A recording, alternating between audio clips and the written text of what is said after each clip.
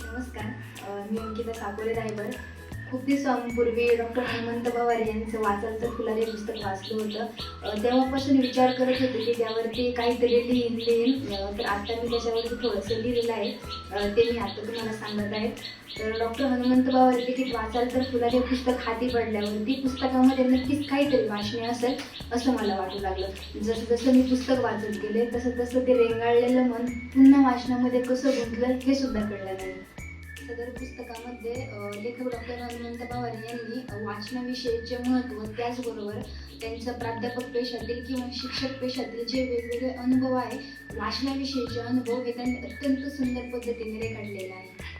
वाचाल तर फुलाल हे पुस्तक वाचनाचे महत्त्व पटवून देणारे अत्यंत प्रेरणादायी पुस्तक आहे. आजच्या तंत्रज्ञानाच्या युगात वाचनाची सवय अगदी कमी होत चाललेली आहे. लेखकांनी वाचनाचे फायदे आणि त्यातून होणारा सर्वांगीण विकास यावरती प्रकाश टाकलेला आपल्याला दिसून येते.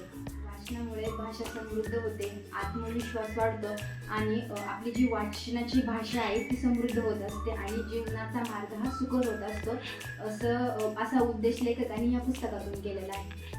विद्यार्थ्यांना किंवा ज्या पालकांना नुकतंच वाचायला चालू करायचे आहे अशा नववाचकांसाठी हे पुस्तक अत्यंत उपयोगी आहे असे मला वाटतं.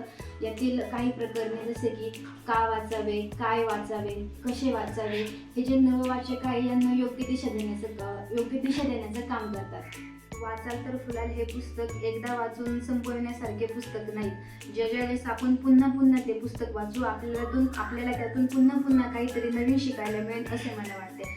तसेच मी एक म्हणेन की वाचाल तर फुलाल हे पुस्तक नक्की वाचावे, पुन्हा वाचावे.